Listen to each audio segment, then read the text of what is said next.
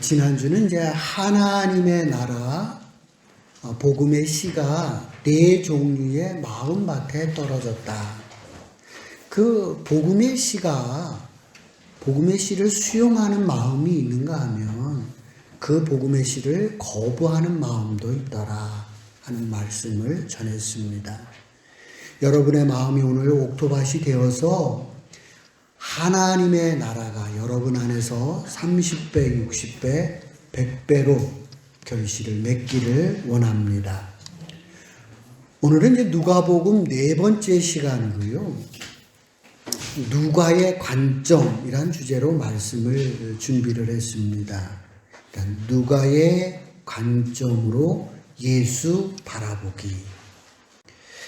이제 고구려, 신라, 백제의 이 삼국의 역사를 기록한 책이 우리에게 두 권 있습니다. 우리나라에 고려시대에 쓰여진 역사책인데요.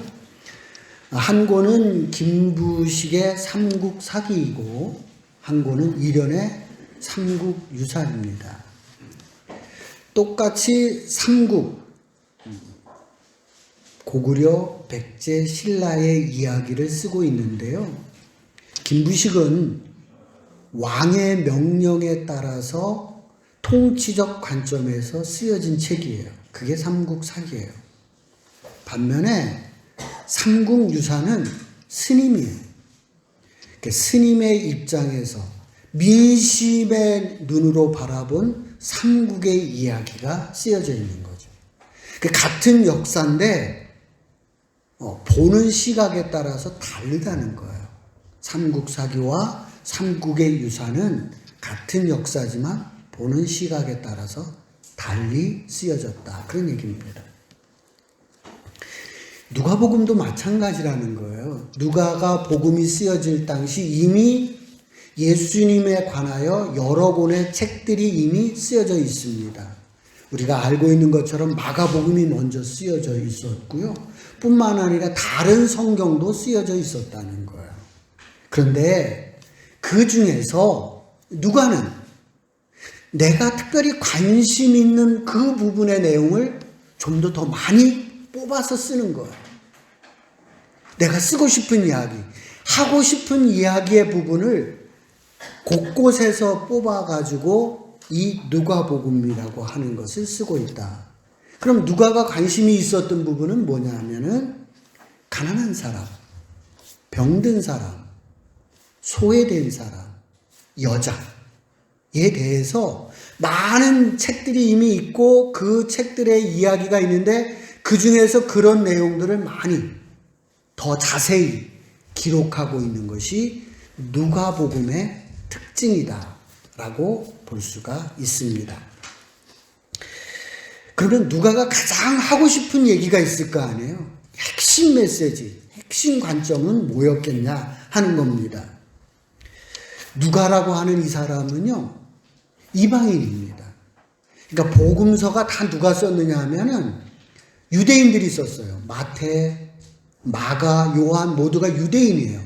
이방인은 누구냐 하면 누가만이 이방인이에요. 그리고 이 누가는 사도 바울을 따라서 이방 선교를 나가신 분이에요. 이방 지역에 다니면서 그 이방 사람들에게 복음을 전한 사람이 누가입니다. 그러니까 누가의 관심은 어디에 있겠어요? 이방 사람들에게 있는 거예요.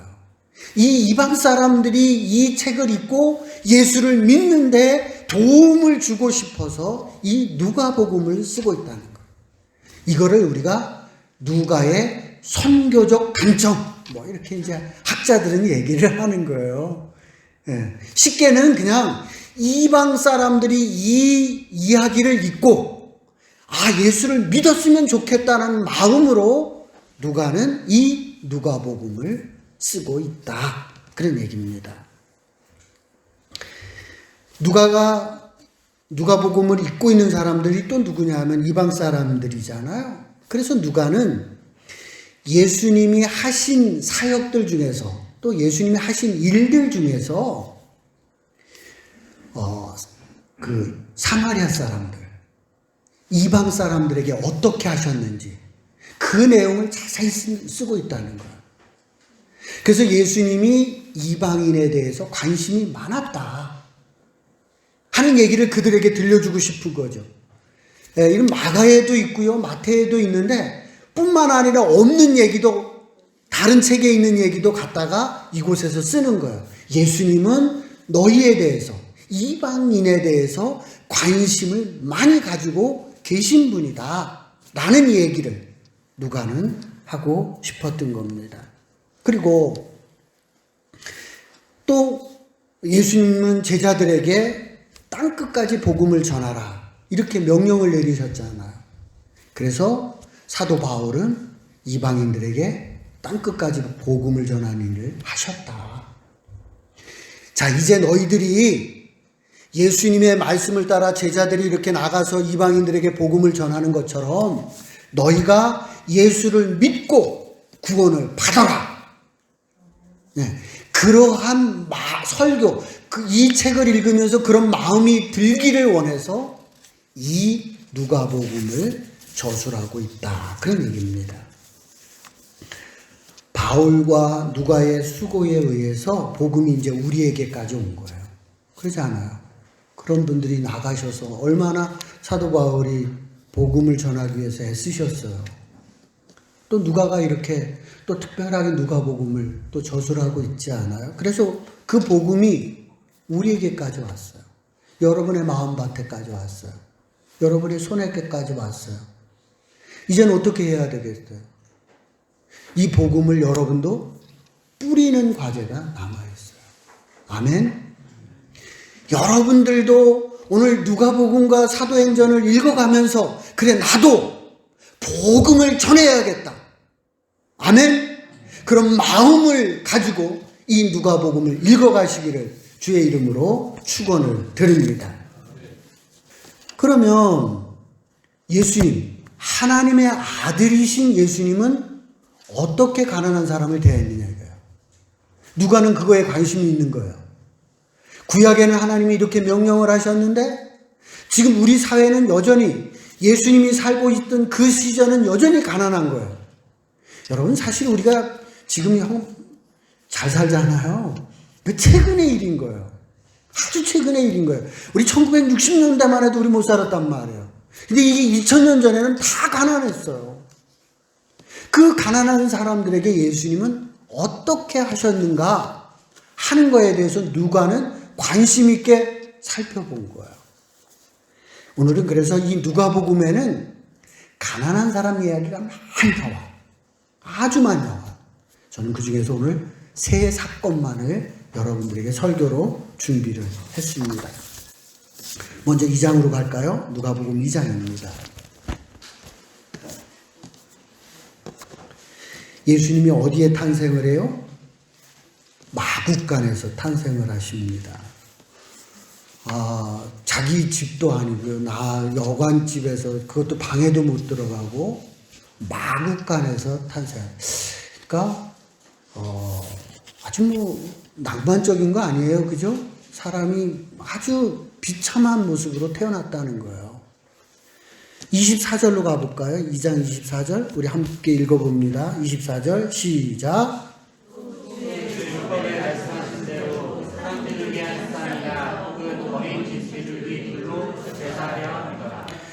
그러니까 이제 하나님 앞에 제사를 드리는데 가난한 사람은 뭐를 드렸느냐면 이렇게 비둘기, 산비둘기나 집비둘기를 갖다가 하나님 앞에 번제로 드렸단 말이에요. 지금 예수님네 이 집은 지금 첫째 아들이잖아요. 아들이고 첫째잖아요. 근데 양을 드릴 형편이 못 된 거예요. 그래서 뭐 드렸다는 거예요? 비둘기 드렸다는 거예요. 예수님은 가난한 집에서 태어난 그러한 삶을 살았다 하는 얘기를 하고 있는 거예요. 그래서 이 누가는요, 이 예수님의 그 가난한 삶으로 태어났고 가난한 집에서 자랐고, 그래서 이 누가복음을 읽다 보면 인자라는 표현을 쓰고 있어요. 인자, son of man, 사람의 아들이라는 거예요. 마태복음에는 누구로 나와요? 하나님의 아들이에요. 근데 누가복음은 예수님의 사람의 아들이다. 인자라. 이거를 강조하고 있어요. 예수님에게는 신성과 인성이 있다고 그러잖아요. 근데 누가는 뭘 강조하느냐면 예수님의 인성, 인자를 강조하고 있다. 그 인자라고 하는 그 말은 가난한 자를 얘기하는 거예요. 예수님은 가난한 자로 오셨고 가난하게 살았던 분이다 라는 의미를 내포하고 있다. 그런 얘기입니다. 자, 이제 누가복음 16장으로 갑니다. 구체적으로 예수님께서는 이 가난한 사람들에게 어떻게 생각을 하고 계시는지가 나타나고 있습니다. 누가복음 16장 19절의 제목을 보도록 하겠습니다. 제목이 뭐로 되어 있어요? 부자와 거지. 제목 뒤에 아무것도 없어요? 그거는 어디에만 있다는 거예요? 요 내용은 어디에만 있는 내용이다? 누가복음에만 있는 내용이라는 거예요. 그러니까 누가는 특별히 누구에 관심이 있다? 거지, 가난한 사람에게 관심이 있어서 여러 이야기들 중에서 이 부자와 나사로의 이야기를 자기의 글에다 옮겨 실었다. 이런 얘기입니다. 자, 내용은 우리 다 알잖아요. 부자와 나사로 이야기예요. 부자는 죽어서 지옥 가고 나사로는 천국에 갔다. 그런 얘기예요. 내용은.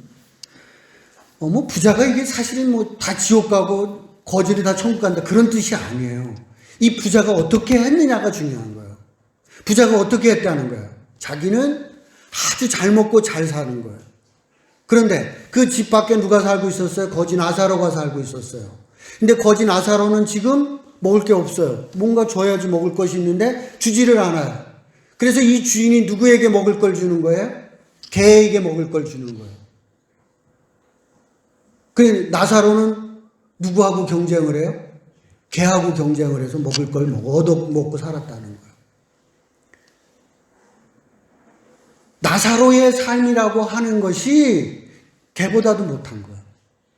그러면 이 부자는 나사로를 어떻게 취급한 거예요? 개보다도 못하게 취급한 거예요. 사람을 대하는데 개보다도 사람을 취급을 못하면 그런 사람은 어디 간다? 지옥 간다는 얘기예요. 예수님, 비유라는 얘기는 뭐예요? 전곡을 찌르면 이상하니까 돌려서 하는 말이에요. 그죠? 그게 비유예요. 예수님의 핵심 메시지는 그거예요. 사람이 누구를 대할 때 사람으로 대해야지 개보다도 못하게 사람 취급하면 지옥 간다. 그 얘기 해주고 싶었던 거야. 요즘 개들이 인기가 많아요? 개들 안고 다니는 분들 많아요? 난 좋게 봐요. 저 개 엄청 좋아했거든요. 근데 집안에 부모님들 계셔요. 잘 대해야 되는 거예요. 집안에 계시는 분들. 개는 그렇게 끌어안고 다니는데 집안의 어른들 어떻게 대하는지 생각하면서 개를 사랑하고 다녀야 된다. 저는 그 얘기는 하고 싶어요. 개를 좋아하는 게 잘못된 거는 아니에요. 분명히 우리 주변에 힘들고 어렵게 사는 사람들도 많아요. 내가 개를 그렇게 위하는데 내 주변에 되돌아봐서 힘든 사람은 없는지 어려운 사람은 없는지 살펴봐야 된다는 거예요. 우리 크리스찬은 그래야 되는 거예요. 세상 사람들은 개 안고 다니면서 좋아할지 몰라도 우리는 개 안고 다닐 때 항상 내 주변에 어려운 사람은 없는지 거지는 없는지 우리가 돌아보면서 그들에게 베풀 수 있는 여유를 가지고 돌봐야 된다. 그런 얘기입니다.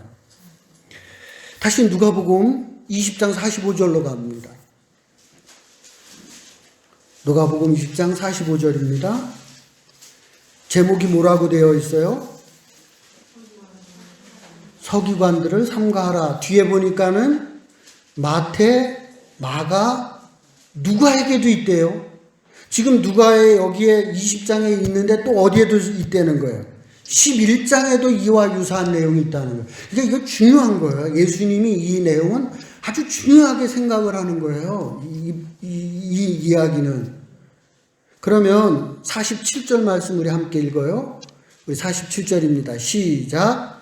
그들은 과부의 가산을 삼키며 외식으로 길게 기도하니 그들이 더 엄중한 심판을 받으리라 하십니다. 과부의 가산을 삼키는 거 이해되죠? 그죠? 근데 이제 이거를 더 리얼하게요. 공동 번역에서는 이렇게 쉽게 해석을 해놨어요. 딱 들으면 이해할 수 있게끔. 과부의 가산을 등쳐먹는 놈들. 이해가 되시죠? 딱. 서기관들, 성경에 대해서 좀 알고 있다고 하는 사람들이 누구를? 과부를 갖다가 등쳐먹는 그러한 설교를 하는 놈은 어디 간다? 지옥 간다. 그런 얘기예요. 그래서 지금 현대적 개념으로 얘기하면 요즘 사꾼 목사들 지옥 예비 1번이다. 그런 얘기예요. 예비 1번이다. 서기관들에게 하시는 말씀이에요. 성경을 가지고 논하면서 과부들의 어려운 거를 등쳐먹는 놈들, 너희들은 지옥 1번 예비 후보다. 그 얘기 하시는 거예요. 어떻게 해야 돼? 하나님의 말씀에 과부들을 위해야 되는데 등을 쳐먹어요? 그러면 안 되잖아. 목회자들이 그러면 안 되잖아. 그런 사람들에게는 예수님께서 엄하게 말씀을 하고 계시는 것을 우리는 만나게 됩니다.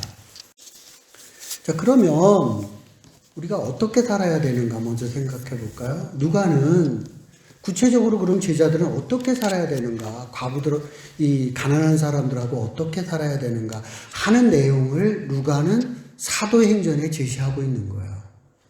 사도행전 2장과 4장으로 넘어가면 믿는 사람들이 어떻게 했다는 거예요? 자기의 재산을, 소유를 나누었다는 거예요. 정말 귀한 거죠. 소중한 겁니다. 그렇지만 정말 나보다 더 어려운 사람과 내 소유를 나누는 사람이라. 하나님의 나라의 백성은 내 소유를 많이 창고에 쌓는 사람이 아니라 내 소유를 가난한 사람과 나눌 수 있는 사람, 그 사람이 하나님 나라의 백성의 자격을 갖춘 사람이다 라고 누가는 구체적으로 누가복음의 사도행전에서 제시를 하고 있는 것입니다. 우리 주의 만찬을 나누고 있잖아요. 이것 중에 우리 좀 더 하나 더 우리가 좀 더 생각해 봐야 될 것이 있는데, 지금은 이 떡하고 이 잔이 작아졌어요. 근데 1세기 때는 그러지 않았던 거예요. 이게 떡이 컸어요. 포도주도 그냥 수리에 그냥 마시는 거예요. 그만큼 큰 거에다가 포도주를 그렇게 마시는 거지, 이렇게 이런 게 아니라 그냥 술처럼 마시는 게 포도주였었어요. 이게 왜 우리가 한 번 더 생각해 봐야 되느냐 하면, 이게 만찬이잖아요. 저녁 식사란 말이에요. 옛날에 이게 저녁 식사란 말이에요. 그래서 저녁에 다 모여서 밥 먹는 거예요. 별것 아닌 것 같지만 고대 사회에서 저녁 함께 해결하는 거예요, 이게. 그 의미가 내포되어 있는 거예요. 그러니까 교회 안에서 이 만찬은 주님의 죽으심과 부활을 기념하는 거룩한 뜻도 담고 있지만, 1세기 때는 저녁에 가난한 사람들도 먹을 수 있는, 한 끼 허기를 때울 수 있는 시간이 어디가 제공을 해줬느냐? 교회가 제공을 해줍니다. 적용 하나만 말씀을 드리겠습니다. 부자 엄마가 경제 교육을 위해서 딸을 데리고 가난한 시골로 여행을 갑니다. 2주간을 딸과 함께 가난한 시골집에서 여행을 마치고 돌아옵니다. 엄마는 고생 엄청 했어요. 시골에 가서 살면 그러잖아요. 2주간 살면 엄청 고생을 하잖아요. 그래서 딸에게 올라오면서 물어봅니다. 딸아, 너는 뭘 보고 왔니? 물어봤습니다. 이 답은 딸의 답입니다. 시골에는 개가 4마리가 있는데 우리 집은 개가 1마리밖에 없다. 딸의 눈에 진짜 그렇잖아요. 애들은 개 좋아하니까 개가 4마리 있는데 우리는 1마리 있다. 이 먹을 거, 이 먹거리가 시골에는 가면은 앞에서 다 해결해 오는데 우리는 꼭 마트를 간다. 마트를 간다. 얘기를 했고요. 시골에는 나가면 별이 많이 있는데 우리 집에는 정원에는 그 전등이 몇 개 있다. 그렇게 얘기를 해요. 시골에는 그 뒤에 내가 흘러가고 있는데 우리 집에는 조그만 풀장이 하나 있다는 거예요. 딸이 결정적으로 한마디를 합니다. 시골은 정말 부자인데 우리는 너무너무 가난하다는 거예요.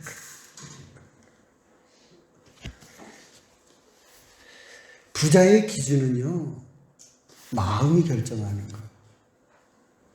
엄마의 눈에 부자는 시골이 너무 가난하게 있죠. 근데 아이의 마음에 시골은 너무 부자인 거예요. 그리고 우리는 너무 가난한 거예요. 마음이 결정하는 거예요. 여러분이 저축한 저축의 액수에 따라서 부자와 가난한 사람이 결정되는 게 아니고 여러분이 마음이 부자가 될 수 있고 가난한 사람이 될 수 있다는 거예요. 자, 우리가 부자의 기준을 여러분들이 정해서 하려고 하지 말고 하나님을 믿는 사람은 뭐를 해야 되느냐면 내가 소유하고 있는 거를 나누려는 노력이 우리에게 필요한 거예요. 예수를 믿고 예수를 하나님으로 고백하는 여러분들은 내가 소유하고 있는, 내가 가지고 있는 그 물질만을 얘기하는 건 아니죠. 재능도 마찬가지예요. 그런 것들을 나누며 살아가는 그런 제자가 되시기를 주의 이름으로 축원을 드립니다.